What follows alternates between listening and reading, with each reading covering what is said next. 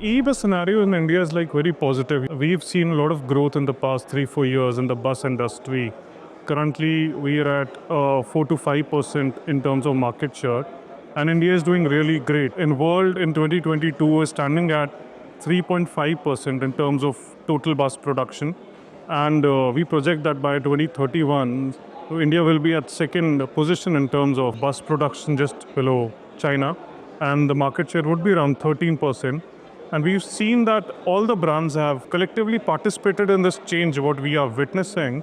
Tata, Ashok with its subsidiary called Switch, new brands like Electra BYD and Photon PMI are all part of this change. We are also seeing budding, startups also coming in this new change in the bus industry. Overall, we think with government efforts, like the subsidies were given through FAME, and now we have PM e-drive scheme in place, the future for electric bus looks quite bright in India.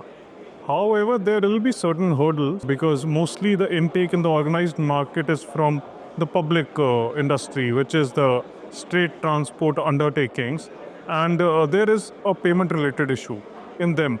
But I think overall with collective aggregate tenders, we will be able to overcome those challenges with government support as well. There is already a policy undergoing called payment security mechanism, which government wants to bring in place by this year. So those will, I think, gonna solve the issues that certain OEMs are facing, and then it will be a bright future only for the electric bus industry.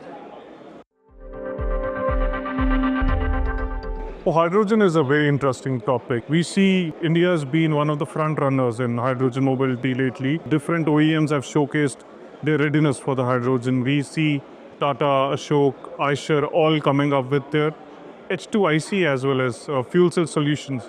But for Indian market, we think that H2IC will be the solution, because it inculcates less of changes in terms of truck production.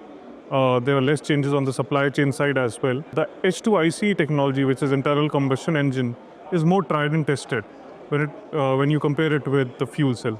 Wherein fuel cell, you really require a very clean amount of hydrogen that has to be infused in the fuel cells, and the initial cost for fuel cell would be a little more than the H2IC. Considering it has batteries and motors involved in it, and not the regular parts. But the thing is about the fuel. The green hydrogen production is really a matter of concern for India because the cost of that particular fuel is very high.